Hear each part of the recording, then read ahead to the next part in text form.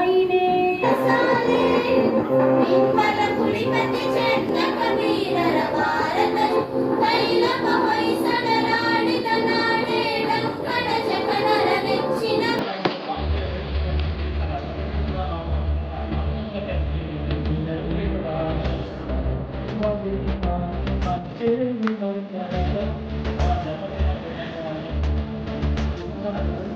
ತುಂಬ ಒಳ್ಳೆ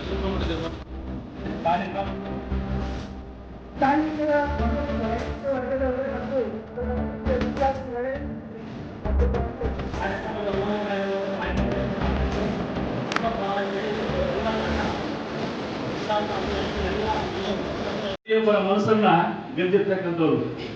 ಹಾಗೇನೆ ಇವರು ನಾಲ್ಕು ತಂತಿ ಎಂಬ ಕಾವ್ಯಕ್ಕೆ ಜ್ಞಾನಪೀಠ ಪ್ರಶಸ್ತಿಯನ್ನ ಪಡೆದಿರ್ತಕ್ಕಂಥ ವರಕವಿ, ನಮ್ಮ ನಾಡಿನ ಅದ್ಭುತವಾಗಿರ್ತಕ್ಕಂಥ ವರಕವಿ ದ ರಾ ಬೇಂದ್ರೆಯವರು. ಇದೊಂದು ನಮಗೆ ಹೆಮ್ಮೆಯ ಸಂಗತಿ. ಹಾಗೆಯೇ ಬೆಳಗು ಜಾವ ಶ್ರಾವಣ ಕವನಗಳು,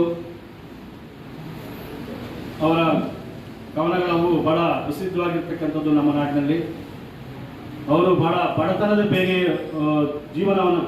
ಜೀವನವನ್ನು ಸಾಗಿಸ್ತಾರೆ. ಆ ಬಡತನ ಜೀವನಕ್ಕೆ ಅವರು ಒಂದು ಹಾಡನ್ನು ಬರೆದಿರ್ತಾರೆ. ಯಾವುದಪ್ಪ ಅಂತಂದ್ರೆ, ನೀ ಹಿಂಗ ನೋಡಬೇಡ ನನ್ನ, ಕೇಳಿದ್ರಿ ಹಾಡನ್ನ, ಹಾಡೆ. ಯಾಕಪ್ಪ ಅಂತ ಹೇಳಿದ್ರೆ ಅದು ಬಹಳ ದುಃಖದ ಒಂದು ಸಂಗತಿಯಲ್ಲಿ ಅವರು ಈ ಹಾಡನ್ನು ಹಾಡ್ತಾರೆ. ಅವರ ಮಗುವನ್ನು ಕಳ್ಕೊಂಡಿರ್ತಕ್ಕಂಥ ಒಂದು ಸಂದರ್ಭದಲ್ಲಿ ಈ ಹಾಡನ್ನು ಅವರು, ಶ್ರೀಮತಿಯವರು ತನ್ನ ತೊಡೆ ಮೇಲೆ ಮಗುವನ್ನು ಹಾಕೊಂಡು ಹಾಡ್ತಾ ಇರ್ತಾರೆ. ಈ ಬೇಂದ್ರೆಯವರು ಯಾವುದೇ ಪ್ರಾಕ್ಟಿಕಲ್ ಮತ್ತೆ ಫಸ್ಟ್ ಇಯರ್ ಅವರಿಗೆ ಪ್ರಾಕ್ಟಿಕಲ್ ಶುರುವಾಗಿದೆ. ಸೊ ಈ ಎಲ್ಲ ಪರೀಕ್ಷೆಗಳ ಮಧ್ಯದ ಇಂಥ ಒಂದು ಅದ್ಭುತ ಕಾರ್ಯಕ್ರಮವನ್ನು ನಮ್ಮ ಕಾಲೇಜಿಗೆ ಕೊಟ್ಟಿದ್ದಕ್ಕೆ ಮತ್ತೊಮ್ಮೆ ಅವರಿಗೆ ಧನ್ಯವಾದಗಳನ್ನ ಹೇಳ್ತಾ, ನಮ್ಮ ವಿದ್ಯಾರ್ಥಿಗಳಿಗೆ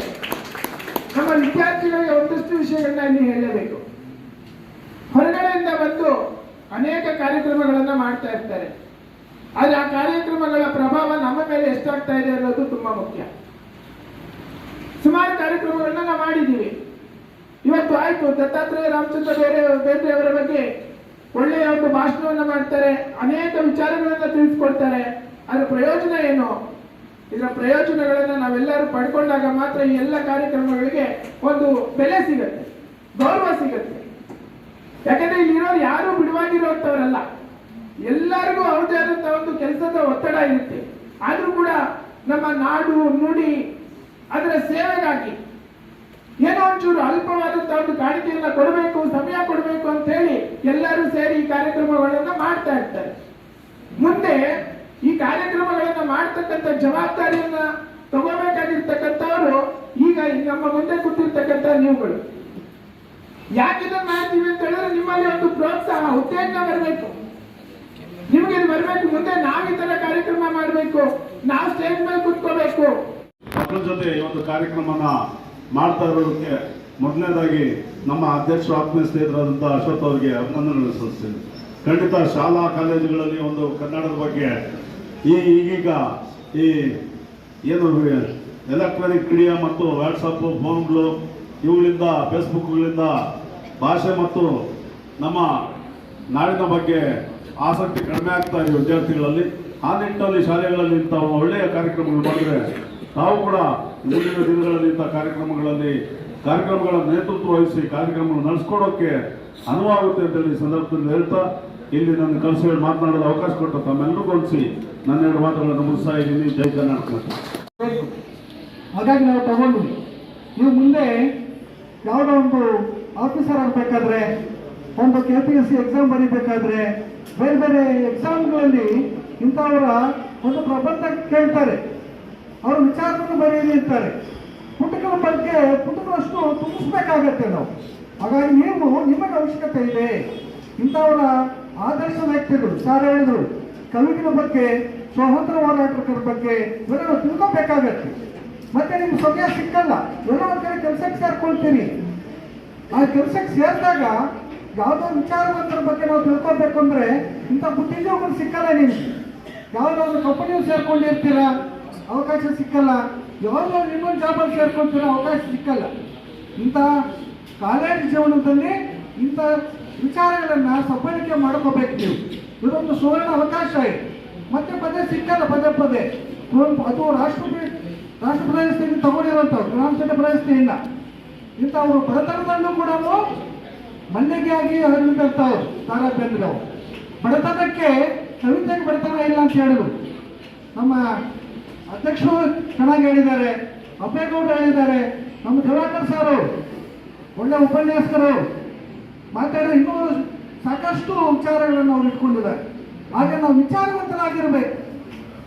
ಯಾವ ಸಮಯದಲ್ಲಿ ಬೇಕಾದ್ರೆ ಯಾವ ವಿಚಾರ ಕೊಟ್ಟುಕೊಂಡು ಮಾತಾಡುವಂಥ ಶಕ್ತಿಯನ್ನು ನಾವು ಬೆಳೆಸ್ಕೋಬೇಕು, ಆ ಜ್ಞಾನವನ್ನು ನಾವು ಬೆಳೆಸ್ಕೋಬೇಕು. ಅದೆಲ್ಲ ತುಂಬೋದು ವಿದ್ಯಾರ್ಥಿ ಜೀವನದಲ್ಲಿ. ಪ್ರಸ್ತಾಪ ಆಗಿತ್ತು. ಯಾವ ಮಗು ತಾಯಿ ತಂದೆ ಅವರಿಗೆ ಮೊಬೈಲ್ ಕೊಡಿಸಿಲ್ಲ ಅಂತ ಹೇಳ್ಬಿಟ್ಟು ಮಗು ಮಾಡಿ ಮೇಲಿಂದ ಬಿದ್ದೋಯ್ತು, ಕೈ ಕಾಲು ಮುರ್ಕೊಂಡಿದ್ದಂತ ಉಂಟು. ಯಾಕಂದ್ರೆ ಮೇಲಿಂದ ಬಿದ್ದಿದಂದ್ರೆ ಕೈ ಕಾಲು ಮುರ್ಕೊಂಡಿದೆ, ಜೀವಕ್ಕೂ ಅಪಾಯ. ಸಣ್ಣ ಮೊಬೈಲ್ ಕೊಡಿಸಿಲ್ಲ ಅಂತ ಒಂದೇ ಒಂದು ಕಾರಣಕ್ಕೆ ಮಗು ಮೇಲಿಂದ ಬಿದ್ದೋಗಿತ್ತು. ಹೋಮ್ವರ್ಕ್ ಮಾಡಿಲ್ಲ ಅಂತ ಟೀಚರ್ ಬೈದ್ರು, ನನಗೆ ಅವಮಾನ ಆಯಿತು ಅಂತ ಎಷ್ಟೋ ಜನ ನಾನು ಕಾಲೇಜ್ಗೆ ಬರಲ್ಲ, ಸ್ಕೂಲ್ಗೆ ಹೋಗಲ್ಲ ಅಂತ ತಂದೆ ತಾಯಿಗಳ ಹಠ ಹಿಡಿಯುವಂಥದ್ದು. ಇನ್ನ ಕಾಲೇಜುಗಳಲ್ಲಿ ಶಾಲೆಗಳಲ್ಲಿ ನಮ್ಮ ಟೀಚರ್ಸ್ ದಿನನಿತ್ಯ ನೋಡ್ತಾ ಇರ್ತಾರೆ, ಮಕ್ಕಳು ಯಾಕೆ ಊಟ ಮಾಡಿಲ್ಲ ಅಂದಾಗ ಅವ್ರು ಕೇಳಿರ್ತಾರೆ, ನನಗೆ ಇಷ್ಟವಾದ ತಿಂಡಿ ಮಾಡಿಲ್ಲ ಅದಕ್ಕೆ ನಾನು ಊಟ ಮಾಡಲ್ಲ ಅಂತ ಹೇಳುವಂಥದ್ದು. ಇದೆಲ್ಲ ನಮ್ಮ ನಿತ್ಯ ಜೀವನದಲ್ಲಿ ನೋಡ್ತಾ ಇದ್ದೇವೆ. ಆದ್ರೆ ನಮಗೆಲ್ಲರಿಗೂ ಕಷ್ಟ ಅಂದ್ರೆ ಏನು, ಬದುಕಂದ್ರೆ ಏನು ಅನ್ನೋದು ತಿಳಿಯದೆ ಈ ರೀತಿ ಮಾತಾಡ್ತಾ ಇದ್ದೀರಿ ಎಂದಂತೆ. ಧಾರವಾಡದಲ್ಲಿರುವಂತ ಅವ್ರ ಮನೆ ಶ್ರೀಮಾತಾದಲ್ಲಿ, ಸಾಧನಕೇರಿಯ ಶ್ರೀಮಾತಾದಲ್ಲಿ ಬೇಂದ್ರೆ ಅಜ್ಜವರು ಇಲ್ಲ. ಆದ್ರೆ ಅವರ ಅವರು ಸಾವಿರ ಮನಗಳಲ್ಲಿ ಮನೆ ಮಾಡಿದ್ದಾರೆ. ಬನ್ನಿ ಸಾಧನಕೇರಿಗೆ ಬನ್ನಿ ಅಂತ GS ಶಿವರುದ್ರಪ್ಪನವರು ಅನಂತಧಾರೆ ಎನ್ನುವಂತಹ ಮುನ್ನುಡಿಯಲ್ಲಿ ಬರೀತಾ ಹೋಗ್ತಾರೆ. ಇನ್ನು ವಾಮನ ಬೇಂದ್ರೆ ಅವ್ರ ಮಗ ಎಲ್ಲರೂ ಸಾಧನಕೇರಿಗೆ ಸ್ವಾಗತ ಮಾಡ್ತಾ ಹೇಳ್ತಾರೆ, ಬರ್ರಿ ಬರ್ರಿ ಬರ್ರಿ, ನೀವು ನಮ್ಮ ಬಳಗದಾಗ ಬರ್ರಿ, ಬೇರೆ ಏನಿಲ್ಲ ಅನ್ಬೇಡ್ರಿ, ಬರ್ರಿ ಬಟ್ಟಲ ಕೈಯಲ್ಲಿ ಸಕ್ಕರೆ ಹಂಚ್ಕೋತ ಬೇಂದ್ರೆ ಕೂತವ್ರು ಬನ್ರಿ, ಕೈ ಹಾಕಿ ಬನ್ರಿ ನೀವು ಅಂತ ಕರೀತಾರೆ. ಬೇಂದ್ರೆ ಅವ್ರ ಮನೆಗೆ ಯಾರೇ ಹೋದ್ರು ಕೂಡ ಒಂದು ಸಂಪ್ರದಾಯ ಇಟ್ಕೊಂಡಿದ್ರು. ಬೇಂದ್ರೆ ಅವರು ಒಂದು ಬಟ್ಲಲ್ಲಿ ಕಲ್ಸಕ್ರೆ ಹಾಗೆ ಇಟ್ಕೊಂಡಿದ್ರಂತೆ. ಚಿಕ್ಕವ್ರು ಬರ್ಲಿ, ಸಣ್ಣವ್ರು ಬರ್ಲಿ, ದೊಡ್ಡವ್ರಲ್ಲಿ ಬಂದ್ರೆ ಅದು ಬರೋದಂತೆ ಕಲ್ಸಕ್ರೆ ಕೊಡ್ತಾ ಇದ್ರಂತೆ. ಅದಕ್ಕೆ ಈಗಲೂ ಬಂದ್ರಿ, ಬೇಂದ್ರೆ ಅವರು ಕಲ್ಸಕ್ರೆ ಬಟ್ಟೆ ಇಟ್ಕೊಂಡು ಕೂತಿದ್ದಾರೆ. ಅವರ ಕಾವ್ಯದ ಧಾರೆಗೆ ಕೈ ಹಾಕಿದಾಗಲೇ ನಮಗೆ ಆ ಬೆಲ್ಲ ಸಕ್ಕರೆಗಳು ಸಿಕ್ಕೋದಿಕ್ಕೆ ಸಾಧ್ಯ. ಕಳೆದ ಹೊರಚೊಲಿಯಾಗಿ ನಮ್ಮೆಲ್ಲರನ್ನೂ ರಂಜಿಸ್ತಿದ್ದಾರೆ ಬೇಂದ್ರೆ. ಬೇಂದ್ರೆ ಕನ್ನಡದಲ್ಲಿ ಸಾಹಿತ್ಯ ಹೀಗೆ ಬರೀಬಹುದೇ ಅಂತ ಯಾರಾದ್ರೂ ಕೇಳಿದ್ರೆ, ಆಚಾರ್ಯ ಕನ್ನಡದಲ್ಲಿ ಚಲೋ ಪದ್ಯ ಬರೀತೀರಿ ನೀವು ಅಂತ ಯಾರು ಅಂದ್ರಂತೆ.